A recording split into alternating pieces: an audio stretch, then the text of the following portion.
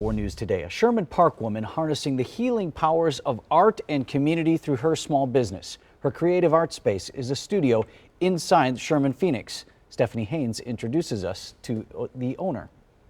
A few years ago, Chrishella Roché had an idea. She had just gotten back from teaching in Abu Dhabi, where once a month she and her coworkers would get together and paint. I wanted to create that within my own little community, and I just started looking for space. In 2018, she founded Vibez Creative Arts Space. It's a place for art and fellowship where families, friends, and coworkers can relax and paint. The studio is inside Sherman Phoenix. Well, I love that I grew up on 38th Street, and now I have a business on 36th Street. When the pandemic hit, Chrishella and her team quickly pivoted to an all-virtual model. They prepared take-home kits and shared live art lessons. But Chrishella was worried. Then 2 grants she applied for came through. One was a $10,000 grant from a partnership with the NAACP and pop star Beyoncé's charity, Be Good. I definitely shed a tear because one, we didn't have it to make sure we didn't fall behind on our, bills and obligations.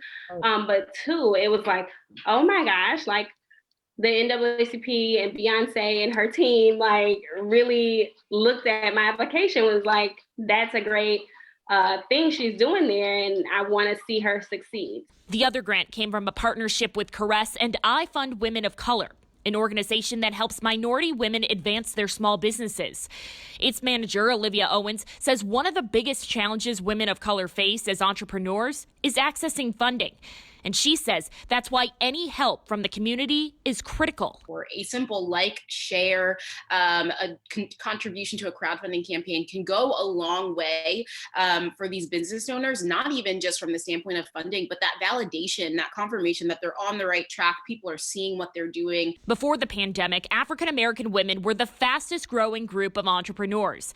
According to a report from American Express, it found African-American women started more than 760 businesses a day on average. Chrishella hopes she can inspire more women like her to do the same. I didn't have a business plan. All I had was a thought and a feeling that I wanted to share with people. How do you put a feeling down on paper? So I just had a thought and a feeling, and I wanted to get that, I wanted to get that to other people. In Milwaukee, Stephanie Haynes, TMJ4 News.